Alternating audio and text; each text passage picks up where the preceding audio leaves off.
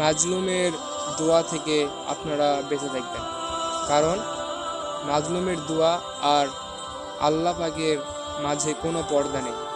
আসুন এই সম্পর্কে হযরত মাওলানা আদনান হুজুর কি বলে।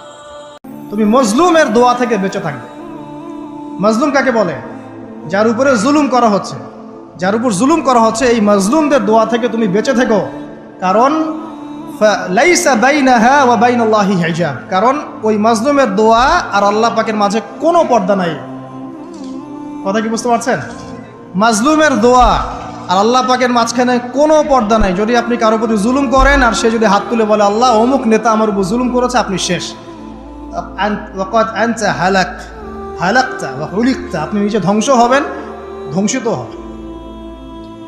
মানে আপনি যদি কারোর প্রতি জুলুম করে ফেলেন আপনার ক্ষমতার বলে, এবং সে যদি আল্লাহর কাছে